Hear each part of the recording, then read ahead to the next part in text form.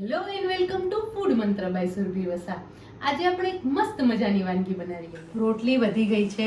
વધેલી રોટલીમાંથી શું બનાવવાનું? ઘણું બધું બની શકે છે. તમે પકોડા બનાવી શકો છો, એની સાથે તમે ચેવડો બનાવી શકો છો, પણ કોઈ મીઠાઈ બનાવી શકાય? ચોક્કસથી બનાવી શકાય. આજે આપણે રોટલીમાંથી ગોળના લાડુ બનાવીશું અને એટલા સરસ બને છે ને કે તમારા ઘરમાં એવું થાય કે આજે કાંઈ મીઠાઈ નથી અને ઘરમાં બધાને મીઠાઈ ખાવાની ઈચ્છા થઈ જાય તો વધેલી રોટલીમાંથી તમે ફટાફટ લાડુ બનાવી શકો છો. તો સૌથી પહેલાં આ રોટલી છે એના ટુકડા કરી લેવાના છે.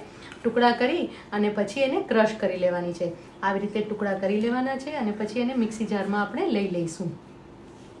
રોટલીના મેં ટુકડા કરી લીધા છે. હવે આ રોટલીને આપણે મિક્સી જારમાં લઈ અને એને ક્રશ કરી લેવાની છે, એનો ભૂક્કો કરી લઈશું. જો આ રીતે સરસ ભૂક્કો કરી લેવાનો છે. એકદમ સરસ ભૂક્કો તૈયાર થઈ ગયો છે. હવે આપણે ઘી લેવાનું છે. 2 ચમચી જેટલું ઘી લઈશું, કારણ કે અત્યારે આપણે જે રોટલી છે ને એ આપણી ઘીવાળી જ રોટલી છે, એટલા માટે બહુ વધારે પ્રમાણમાં ઘીની જરૂર નહીં પડે.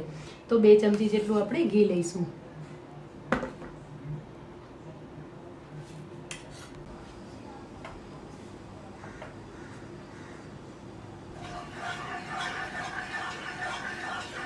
ઘી ઓગળે એટલે એની અંદર આપણે ગોળ ઉમેરવાનો છે. અત્યારે મેં દેશી ગોળ લીધેલો છે, એ લગભગ હું 3 ચમચી જેટલો ઉમેરીશ. 2 થી 3 ચમચી જેટલો ગોળ ઉમેરી દઈશ. એકદમ સરસ નરમ એવો ગોળ છે મારો.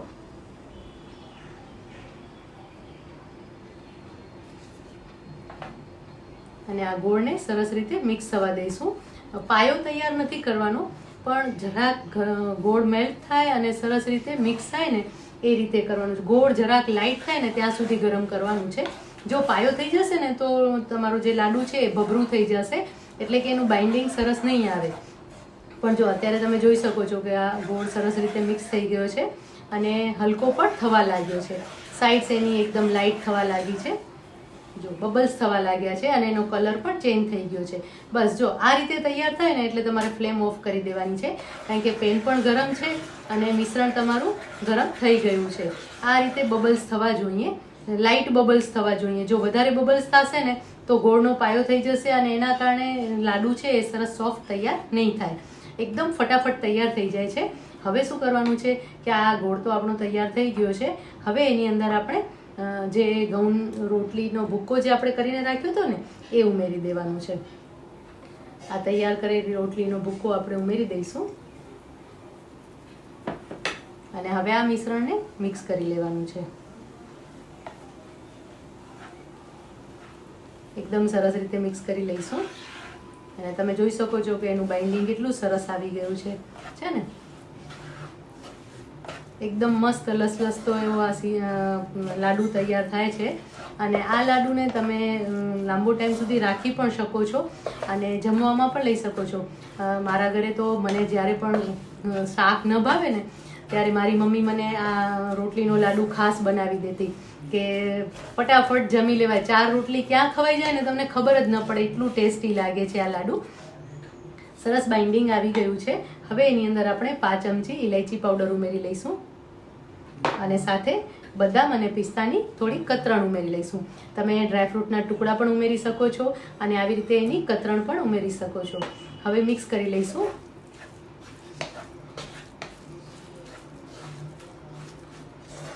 મિક્સ કરી અને થોડું ઠંડુ થવા દઈશું અને પછી આપણે એનો લાડુ વાળી લઈશું. જો આ રીતે તમારે લાડુ કોઈ વાર એવું થાય કે વધારે ગરમ થઈ ગયું, ગોળ વધારે ગરમ થઈ ગયો અને એના કારણે જો મિશ્રણ ભભરું થઈ જાય તો શું કરવાનું છે કે 2 થી 3 ચમચી દૂધ લઈ અને એની અંદર ઉમેરી દેવાનું છે અને ફરીથી એને 1 મિનિટ માટે ગરમ કરી લેવાનું છે. તો એકદમ સરસ રીતે લાડુ તૈયાર થઈ જશે. આ જ વસ્તુનો તમે લાડુ પણ તૈયાર કરી શકો છો અને આને પ્લેટમાં પાથરી અને બરફી પણ તૈયાર કરી શકો છો કે એના પીસ પણ પાડી શકો છો, તો પણ સરસ રીતે તૈયાર થઈ જશે. તો હવે આપણે આ મિશ્રણને ઠંડુ થવા દઈશું અને પછી એમાંથી લાડુ તૈયાર કરી લઈશું. જો મિશ્રણ એકદમ સરસ ઠંડુ થઈ ગયું છે અને મિશ્રણ એકદમ સરસ લાડુ વાળવા જેવું પણ થઈ ગયું છે. તો આવી રીતે સૌથી પહેલાં આપણે લાડુ વાળી લઈશું. મીડિયમ સાઇઝના આપણે લાડુ વાળીશું, બહુ મોટા પણ નહીં અને વધારે નાના પણ નહીં. આ રીતે આપણે લાડુ વાળવાના છે. હજી જો તમારે મોટા લાડુ વાળવા હોય તો હજી થોડા વધારે મોટા પણ વાળી શકો છો, પણ આ લાડુ તમે એક આખો ખાઈ જશો ને તો મસ્ત મજા પડી જશે.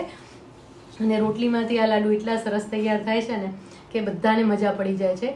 આવી રીતે આપણે શેપ આપી અને લાડુને વાળી લેવાના છે. અને ઉપરથી પછી બદામ અને પિસ્તાથી ગાર્નિશ કરી લઈશું. બધા જ લાડુ આવી રીતે આપણે તૈયાર કરી લઈશું.